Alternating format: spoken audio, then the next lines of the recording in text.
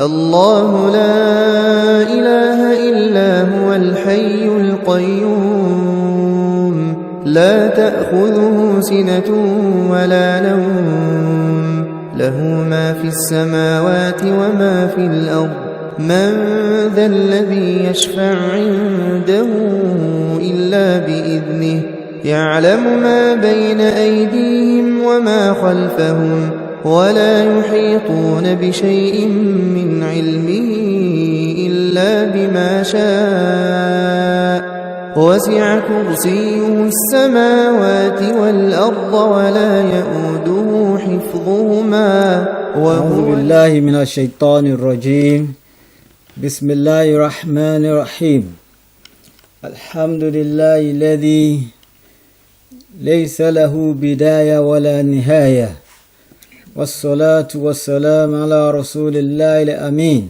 صلى الله عليه وسلم سيدنا محمد بن عبد الله صلى الله عليه وسلم وعلى آله وأصحابه وسلم تسليما كثيرا أما بعد أيها الأحبة في الله وأحييكم بتحية مباركة تحية الإسلامية السلام عليكم ورحمة الله وبركاته.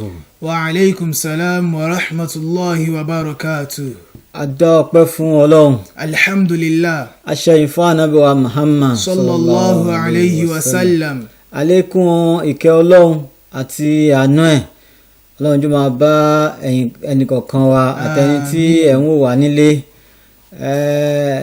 Lẹ́yìn àwọn nǹkan tí ó ti rí kọjá nínú ọdún a ti ṣe àwọn alálàájì wọ́n ti lọ sí Mọ́kà wọ́n lọ Mọ̀dínà wọ́n tún padà bọ̀ nílé pẹ̀lú àtàláfíà àwa náà tí àwa nílé àti pẹran àti ṣọdún inú wa ti dùn àti yọ̀ abọ́ sínú oṣù Sùlẹ̀híjà pẹ̀lú àtàláfíà alhamdulillah Sùlẹ̀híjà náà ni wọ́n ń parí lọ yìí Ọlọ́run ọba tí ó ṣe pé kò ní bẹ̀rẹ̀ kò gbèlèǹtà sí pé yóò lópin Allah òun náà ló dá kó wá ó dọ́kùnrin ó dóbìnrin ó mọ̀ bẹ̀rẹ̀ ayé ẹnìkankan wa bó ti mọ̀ bẹ̀rẹ̀ yẹn náà ni ó mọ̀ òpin ẹnìkankan wa àwa bẹ̀ lọ́hùn nínú àánú ẹ̀ kó dákun kó má ṣaláì kí ànábì wa Muhammad sallallahu alayhi wa sallam àti àwọn sàhábà rẹ̀ àtàwọn tí wọ́n jọ lùgbà ní ìkẹ́ ti inú sàárè àtijọ́ ìgbédàlẹ̀ kíámà ọlọ́run bá ṣaláì ṣe bẹ́ẹ̀ fún wọn ọláìpé méjì ọlọ́run la ilaha illallah gẹ́gẹ́ bí a ti mọ̀ nínú àwọn ètò wa eléyìí tí a máa ń gbé yẹ̀wò tí ó kárí tá sì mọ̀ òun ni pé nínú oṣù tó gbẹ̀yìn ìjírà tí àwa mùsùlùmí òun náà ni Dhul-Hijjah eléyìí tí a wà nú ẹ̀ ó ní bẹ̀rẹ̀ tó bẹ̀rẹ̀ láti Muharram ó dẹ̀ jẹ́ 12 bóyá ti jẹ́ 12 yẹn a kà láti Muharram Safar Rabiul Awwal Rabiul Thani Jumadal Awwal Jumadal Thani Rajab Sha'ban Ramadan Shawwal Dhul-Qa'dah Dhul-Hijjah Dhul-Hijjah yẹn ló wá parí ẹ̀ tó ń jẹ́ oṣù ẹlẹ́ẹ̀kejìlá tí ìjírà lọ́dọ̀ wa mùsùlùmí kí ni ìgbésí ayé àti ìlànà eléyìí tá a tọ̀ láti Muharram débi tó dé nìsín alóyìnbó wọn á pè ní evaluation lọ́dọ̀ àwa onímọ̀ lábáwá á pè ní muhasaba yàní muhasabatul nafs àwọn ẹ̀mí wa bó láti lò ó ní àwọn oṣù tó ti lọ láti bẹ̀rẹ̀ Muharram débi dé eléyìí tí a wà náà tí ń jẹ́ Dhul-Hijjah gbogbo in tá ń sọ yẹn torí pé kò sí nǹkan tó ní bẹ̀rẹ̀ tí ò lópin Ọlọ́run bá lékè ọlá kò ṣaláì bá wa sọ̀rọ̀ àmọ́ kó ló dí pé a tẹ̀síwájú àfáwà Komodin wọn á káyà Al-Qur'an fún wa Suratul Hashir bismillah. أعوذ بالله من الشيطان الرجيم بسم الله الرحمن الرحيم يا أيها الذين آمنوا اتقوا الله ولتنظر نفس ما قدمت لغد واتقوا الله إن الله خبير بما تعملون ولا تكونوا كالذين نسوا الله فأنساهم أنفسهم أولئك هم الفاسقون صدق الله مولانا العظيم. الله أكبر. اللهم ارحمنا بالقرآن العظيم. آمين. kí ó má ṣàlàyé fi Quran ṣìkẹ́ fún ẹnì kọ̀ọ̀kan wa. Àmín. hijira inú oṣù tá à ń sọ pé gẹ́gẹ́ bí ọ̀rọ̀ tí à ń bá bọ̀ tẹ́lẹ̀ ọlọ́run bá àlékè ọlá ó ní yá ayú alladhina amanu. yá ayú alladhina amanu ittaqullah. taqullaha wal tanzur nafsun ma qaddamat lighadin. ẹ bẹ̀rù ọlọ́run bá àlékè ọlá ló sọ bẹ́ẹ̀ fún wa. wal tanzur nafsun ma qaddamat lighadin. ká wá mọ wá wo ń tẹ́ tì síwájú lọ́jọ́ ọ̀la kò ń ṣe ọ̀la ìjọ sátọ̀dé o ọ̀la tó ń ṣe ìjọ ìgbéjalè kíámà kí lẹ́ẹ̀ di lọ bá níwájú ọlọ́run kí ni nǹkan tẹ́ ti síwájú. ma qaddamat lighadin. tẹ́ lọ bá lọ́dọ̀ ọlọ́run. ma qaddamat lighadin wattaqullah. torí dé ìyẹn bẹ̀rù ọlọ́run. inna Allaha khabirun bima ta'malun.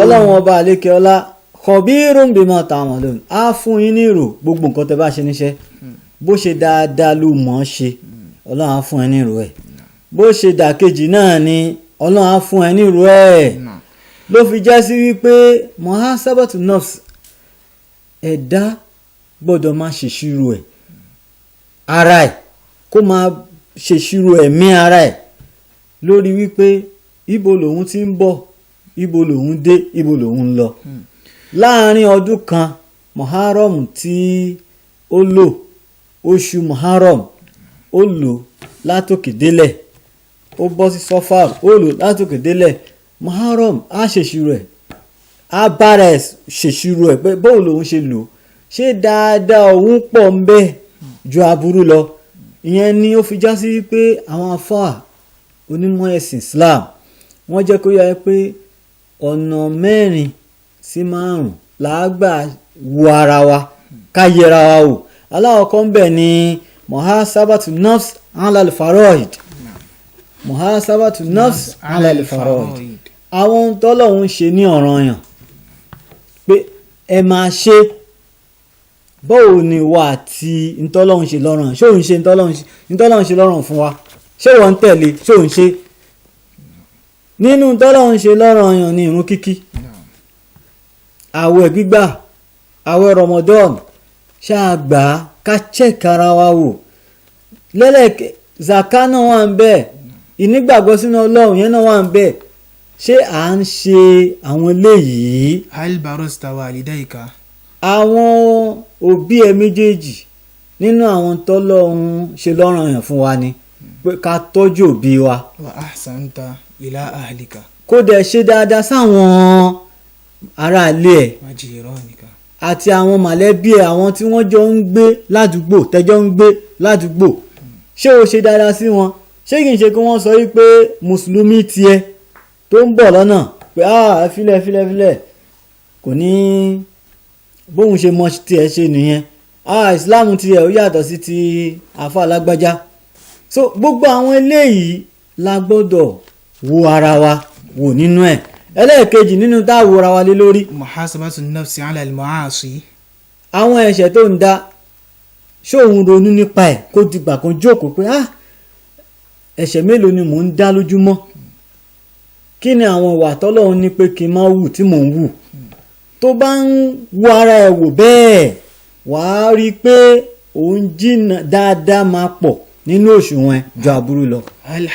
hal hafizta lisanika min al-ghibati wan namima. ṣé kì í ṣe pé òun jókòó ti àwọn tó ń ṣòfófó ìwọ náà ló tún sọ àwọn èèyàn lẹ́yìn wal kadhbi. ó tún purọ́ ó máa purọ́ fáwọn èèyàn pé ẹ má dá lóhùn ẹni tó ń bọ̀ yẹn ìwọ ló mọ gbogbo èèyàn ládùúgbò sí ẹni burúkú.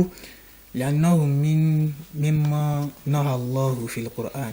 torí gbogbo eléyìí ọlọ́run kọ́ ọ pé ká ṣe nínú alukuran kẹrìgẹ́lẹ́ bọ́lọ̀ ṣe sọ yìí pé. a'udhu billahi minash shaitonir rajim. ya ayyuhalladhina amanu ijtanibu kathiran minadh-dhanni inna ba'da-dh-dhanni ithmun wala tajassasu wala yattabi' ba'dukum ba'dan. ayuhibbu ahadukum an ya'kula lahma akhihi maytan. ọlọ́run kọ gbogbo ilé nínú Quran pé ijtanibu kathiran minadh-dhanni inna ba'da-dh-dhanni ithmun. gbogbo àwọn òṣèṣì tí ò dáa ní tí wọ́n pè ẹ́ sí ọ̀rọ̀ ọlọ́rọ̀ ìwọ ló jókòó tì ṣé òun check ara ẹ lé lórí. ẹlẹ́ẹ̀kẹta ń bẹ́ẹ̀ òun náà ní muhasabatu nafs ala ta'at. ìtẹ̀lé tọlọ́hun bóun ló ṣe ń tẹ̀lé tọlọ́hun sí láti Muharram dé Dhul Hijjah eléyìí táwa náà ẹ̀ bóun ló ṣe ń tẹ̀lé tọlọ́hun. àwọn ọ̀nà tá a gbà ń tẹ̀lé tọlọ́hun òun ni wípé aláwọ̀kọ́ ń bẹ Kùránì kíkà Kùránì mélòó ló kà. àwọn àfáìsìn wọ́n jẹ́ kó yọ ẹ́ pé tó o bá fẹ́ ka Kùránì lójúmọ́ ó gbọ́dọ̀ gbìyànjú kó ka jísù kan jísù 30 ló wà nínú Kùránì. tó bá ka ẹ̀kan lójúmọ́ láàrin 30 ọjọ́ o gbọ́dọ̀ parí odidi Quran. o tún wá kà kankan nínú ẹ̀ tó dẹ̀ pé Quran yẹn ló yẹ kó fọ ẹ̀mí ẹ̀ mọ́ o wá kà kankan ń bẹ̀ ẹ̀mí yẹn wá ń dọ̀tí ìwà ń dògún sí ó wá ń hùwà bàjẹ́ ìwà bàjẹ́ wá di dáadáa mọ́ ẹ̀mí ẹ̀ lọ́wọ́. kam tasaddaqta wa ṣó ṣe sọ́dákọ̀ fáwọn èèyàn nínú àwọn iṣẹ́ dáadáa tó yẹ ká dúnú mọ́ nìyẹn. ṣé o ṣe sọ́dákọ̀ fáwọn èèyàn sọ́dákọ̀ mélòó èèyàn mélòó ló bùn lówó èèyàn mélòó ló wá sọ́dọ̀ ẹ̀ tó ràn lọ́wọ́ nínú àwọn iṣẹ́ tó yẹ ká dúnú mọ́ nìyẹn. ma nasibuka mina dhikri wa du'a wa qiyamul layl. kí ló fi ń ṣó ń kírun fọlọ́run tó bá jí lóru ṣó o tiẹ̀ ń jí lóru ni ṣé òun kí kìyàmù léèl nínú àwọn iṣẹ́ dáadáa tó yẹ ká dùnnú mọ́ nínú ẹ̀. Li'anna Allah qala. wípé kí ni muhasaba ẹlẹ́ẹ̀kẹta ń bẹ muhasabatu nafs ala al-waqt. ká máa torí àkókò muhasabatu nafs ala al-waqt. báwo ló ṣe ń lo àsìkò ẹ̀ ò ń lọ ọjọ́ orí ẹ̀ ń lọ sí ó ń dàgbà sí ó kéré mọ́ ilẹ̀ ń ṣú ilẹ̀ ń mọ́ bóò ló ṣe ń lo àsìkò ẹ kayfa taqdi sa'atak àmà gbogbo táìmù tó ní bóò ló ṣe ń lò.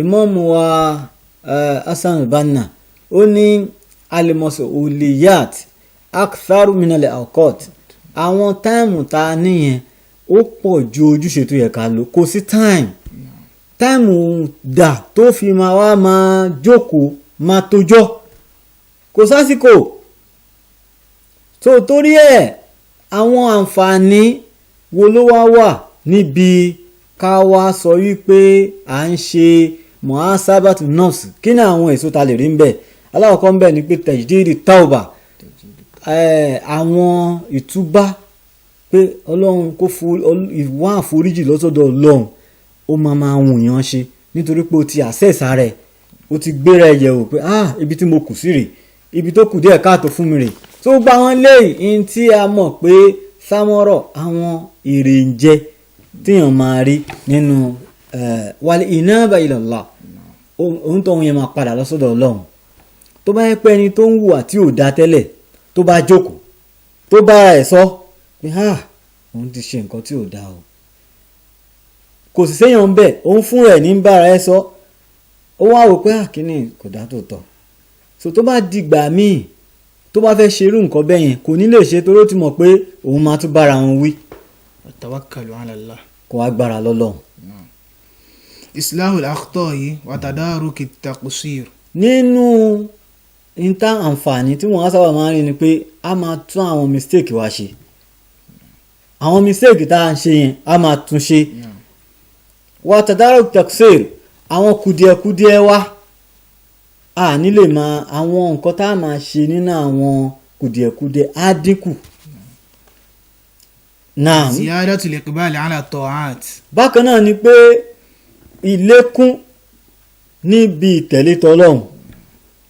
Tó bá ti ń wo ẹ̀mí ẹ̀ wípé ẹ̀mí yìí ó ti jókòó, ó lè gbà tó ń jókòó lójúmọ́, àbí ó jókòó láàárọ̀ pé kí ni nǹkan tí mo fẹ́ ṣe, ó di lálẹ́ ó wá wò pé ó access rẹ̀.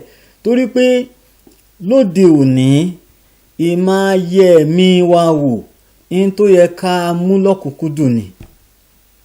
Kí ni mo achieve? Téèyàn bá jẹ́ oníṣòwò tó kúrò nílé tó lọ sọ́jà, tó bá dé látọjà dandan ni kó wá ka owó tó ọjà tó tà. Ṣé òun tà àbóhun ò tà? Ṣé òun jèrè àbóhun ò jèrè? Àmọ́ tó bá jẹ́ wípé aṣàkántà rẹ̀ a rò pé ó kù díẹ̀ kó òun èyí tó bá yẹ pé a ní òun rèrè púpọ̀ léni a dúpẹ́ fọlọ́run.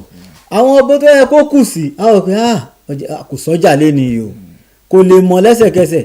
Ó dìgbà tó bá di lálẹ́ kó pé at least òun rèrè púpọ̀ léni, èrè tó òun rí lánàá a kọlẹ̀, ó access ara ẹ̀ nìyẹn. Tó bá wá fi di lọ́la a gbìyànjú pé ètò òun ṣe léni ètò òun ṣe ní tóun máa ṣe lọ́la kó dájú ètò òun ṣe léni lọ. Bó ṣe yẹ kí ẹ̀mí wa máa rí nìyẹn, bó ṣe yẹ ká máa tọ́jú ẹ̀mí wa nìyẹn. akhiru mal-isti'dadu li'amin jadidin bi ta'atin. A fẹ́ wá bọ́ ṣoṣù Muharram ọdún tuntun míì báyìí lẹ́yìn Sùlẹ́jà.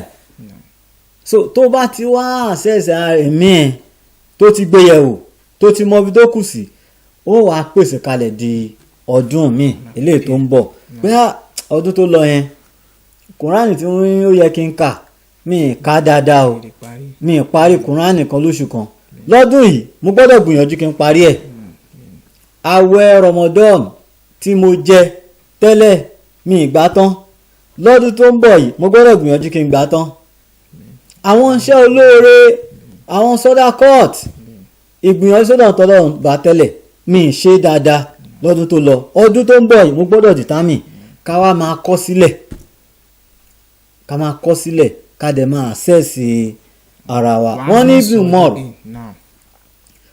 Umar ibn Khattab ó sọ nínú ọ̀rọ̀, ó ní hasibu anfusakum, ẹ ṣe ṣírò ẹ̀mí ara yín qabla an tuhasabu, ẹ ṣe ṣírò ẹ̀mí ara yín síwájú kí wọ́n tó ṣèṣirò ẹ̀mí yín. Ìyẹn ni pé tí wọ́n bá ti wo ẹ̀mí ẹ̀ tó ti mọ̀ pé ẹ̀mí yìí ẹ jẹ́ yín fúnra mi ṣe, bọ̀ tó o bá ṣe tó bá jẹ́ ògùdà kíámọ̀ àwọn màláíkà tọ́lọ́run ní kí wọ́n ṣe tọ́n bá fi lè ṣe fún ẹ wọ́n máa ṣe dáadáa tọ́rọ́lì. Ìwọ òdẹ̀rẹ́ tó ń ṣe yẹn òun ṣera ẹni tó wò pé kò tíì sí ikú lójú akọni nísìn ara o. wazanu a'malakum qabla an tuzanu alaykum. wazinu a'malakum, ó gbọ́dọ̀ máa wá wọn àwọn òṣùwọ̀n ẹ qabla an tuzanu, síwájú kí wọ́n tó ṣe kíni, káwọn èèyàn tó bẹ́ẹ̀ wò ó. Torí eléyìí ló jẹ́ kíni, ló jẹ́ in tí yóò rọrùn fún ẹ nínú ìṣirò. Ọ̀pọ̀lọpọ̀ àwọn àfáà tí wọ́n sọ nípa muhasaba. Bákan náà ni pé àfáà wa Hasan al-Basri òun náà wọ́n ṣàlàyé sọ, wọ́n ní in tí à ń pè ní alimumin kọ̀wám alimumin kọ̀wámún ala nafs. Mùmínì ó gbọ́dọ̀ jẹ́ ẹni tó jẹ́ pé ó ń ṣọ́ ẹ̀mí ẹ̀ kò wá ń ṣe pé lẹ́ẹ̀kan o ó gbọ́dọ̀ jẹun tó ń ṣọ́ ẹ̀mí ẹ̀ lóòrèkóòrè Ibn Qayyim rahimahullah àwọn náà wọ́n sọ wọ́n ní halaka nafs ẹ̀mí tó jẹ́ pé kò ṣe muhasaba. hilakun nafs min ahmali muhasabatiha. òun gbé muhasaba sílẹ̀ kò access ara ẹ̀ wọ́n ní irú ẹ̀mí bẹ́ẹ̀ ó ti parun.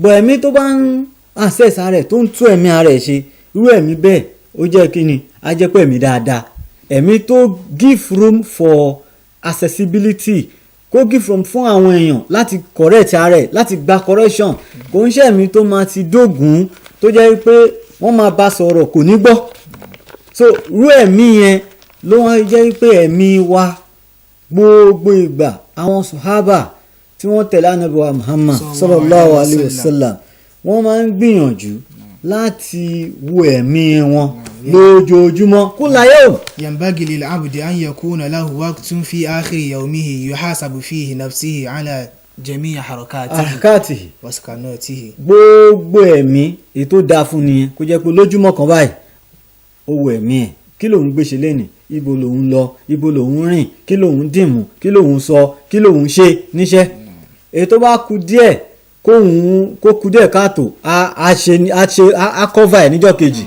ètò bá sọ pé òun ò ṣe lè mọ́ o bí ẹ̀mí wa bó ṣe gbọ́dọ̀ máa rí nìyẹn torí ìdí èyí a kí bàbá wa Ebumawe tìlú Àgọ́wòye tí ọlọ́run lò wọ́n sábàbí àwọn ni wọ́n ṣe nígbọ̀wọ́ ètò eléyìí tá à ń ṣe yìí bàbá Ebumawe tìlú Àgọ́wòye ẹ̀mí gígùn àti àlàáfíà ara ọlọ́run kó bá ní ṣe fún wọn o àìsàn tó jẹ́ pé ó máa ń tàn ká ni bí Ebola bí Éèdì tí ò bá ṣe wọ́n ẹni tí ó ṣe tí ó kó bá wọn ọlọ́run má jẹ́ ó ṣe wọ́n o la ilaha illallah àbẹ̀ ọlọ́run fún wọn ní gbogbo ìgbà kọ́lọ́run kó bá ní gbàdúrà tá à ń ṣe fún wọn lórí wọn gbogbo ìlú Àgọ́wòye ọlọ́run kó bá ní jẹ́ kí wọ́n darí wa pẹ́ ọlọ́run kó fún wọn ní ẹ̀mí gígùn àtàlàáfíà ara àti ìgbìyànjú tí wọ́n fi darí wa pẹ́ ọlá ìpè méjì ọlọ́run la ilaha illallah kí àwọn stars wa náà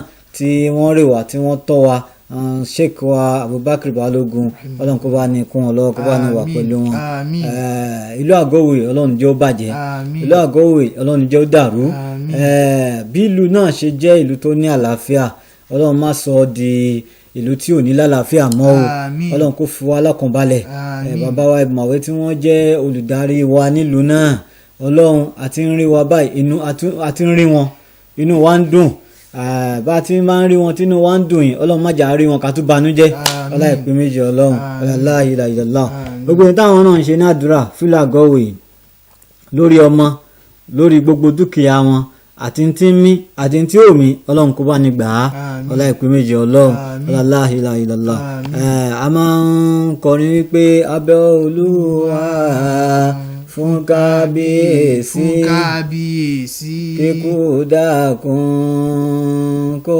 máa pa kárùn dákun kó máa ṣe kó ṣe dákun kó máa ta Abdul-Razak ọba rẹ̀.